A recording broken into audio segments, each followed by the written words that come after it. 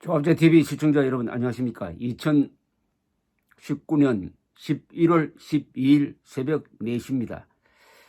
어제 검찰이 드디어 조국 전 법무장관의 부인 정경심 동양대 교수를 재판에 넘기면서 공소장이 공개되니까 그동안에 한 몇 달 동안 언론이 집중 취재를 했던 내용이 이제 거의 확정적으로 드러났습니다.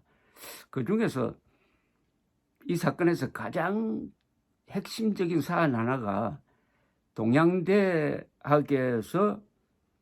총장 명의의 표창장이 이게 진짜냐 가짜냐 여기였습니다. 어떻게 보면 작은 것 같지만 그게 가장 큰 것이었어요.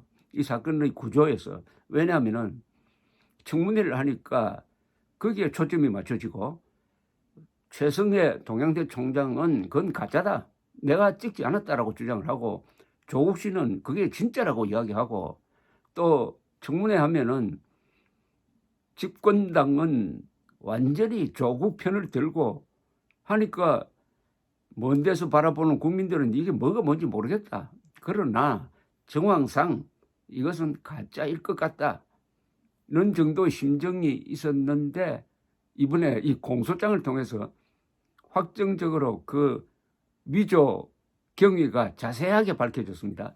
이걸 제가 새벽이지만은 가만히 있을 수 없어서 소개를 해드리려고 합니다. 근데 이게 지금부터 설명해 드리면은 이거는 어떤 그림이 그려질 겁니다. 교수라는 사람이 집에 앉아가지고 어떻게 컴퓨터를 조작을 해가지고 표창장을 만들어내고 그걸 가지고 입학에 써먹고 하는 게 꼭 무슨 영화 장면 같아요. 영화 장면. 그런데 이 사실을 밝혀내기가 이렇게 어려웠다. 왜냐? 살아있는 권력이 사실을 가짜로 조작하려고 하니까 이렇게 어려웠다는 겁니다. 얼마나 이 정권이 무서운지를 알 수가 있습니다. 여자를 남자로 만들 수 있고 남자를 여자로 만들 수 있어요. 다만 언론이 눈을 감고 있으면 그렇게 됩니다. 이 경우에는 언론이 살아있었습니다. 자, 어떻게 공소장에 따르면은 정씨는 딸 조모 씨가 서울대 의학전문대학원에 입시 지원 서류를 제출하기 직전입니다. 그러니까 완전히 이것은 부정 입시용입니다. 이 사건은 사실은 부정 입학입니다. 부정 입학 사건입니다.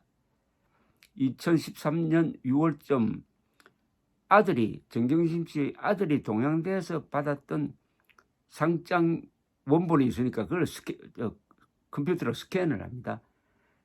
이 이미지 파일을 문서 편집 프로그램을 이용을 해가지고 거기에 있는 총장 직인만 오려냅니다. 상장 스캔한 다음에 총장 직인이 찍혀 있으니까 그것을 오려냅니다. 그리고 총장님 직인이란 제목의 파일을 별도로 만들었어요. 그 다음에 문서 편집기에서 동양대 상장 양식을 이제 만듭니다. 완전히 이제 이때부터 본격적인 조작이죠. 만들고 상장 이름을 멋대로 최우수 봉사상이라고 적고 이름과 주민등록번호, 학교 및 학과 등 딸 조 씨의 정보를 입력을 하고 봉사기간에 2010년 12월 1일부터 2012년 9월 7일까지라고 임의로 적어놓고 발급번호는 아들의 상장을 참조해가지고 의학교육원 제2012-2-02호로 적고, 내용에는 위 사람은 동양대 인문학 영재 프로그램의 튜터로 참여하여 자료 준비 및 에세이 첨삭 지도 등 학생 지도에 성실히 임하였기에 그 공로를 표창함. 2012년 9월 7일 이렇게 적어 넣습니다. 완전히 창작하는 거죠. 이어서 미리 만들어뒀던 아까 말씀드린 총장 직인 파일을 붙이면은 이제 위조 표창장이 완성이 되는 거죠. 그 다음에는 미리 준비해둔 동양대 상장 용지에 칼라 인쇄를 했다는 겁니다. 칼라 인쇄를 했다. 그런데 그때 청문회 때 보면은 원본을 제출하라 해도 원본을 제출하지 않아요. 그런데 박지원 의원이 그 칼라를 이 핸드폰 사진으로 받아가지고 보여주기도 했습니다. 조국 씨한테 이거 맞지 않냐고 이렇게. 그러면 아직도 궁금합니다. 박 의원은 누구로부터 받았는지. 딸 조 씨는 그 다음에 이 가짜 표창장을 2013년 6월 서울대 의전원 의학전문대학원 입시에 제출을 했고 1차 서류 전형은 통과했습니다. 이제 효과가 본 거죠. 그러나 면접에서 탈락을 했어요. 그 다음에 2014년 6월 드디어 딸은 부산대 의전원 입시에도 이 표창장, 가짜 표창장을 제출해가지고 결국 합격했습니다. 그러니까 2번 써먹은 거죠. 2번 다 효과를 봤습니다. 서울대에서는 1차 서류 전형 통과, 부산 의전원 입시에서는 합격. 이제 앞으로 부산 의전원이 이 합격을 취소하느냐 마느냐 결정해야 됩니다.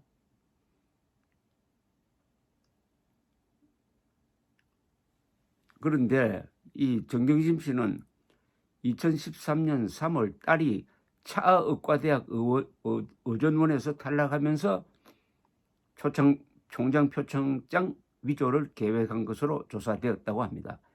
차의과대학 입시를 앞두고 정 씨는 임의로 동양대 봉사활동 확인서를 만들었습니다.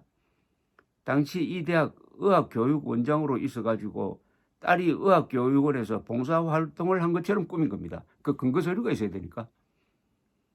그것도 물론 가짜죠. 가짜를 만들기 위해서는 또 다른 가짜가 필요한 거 아닙니까?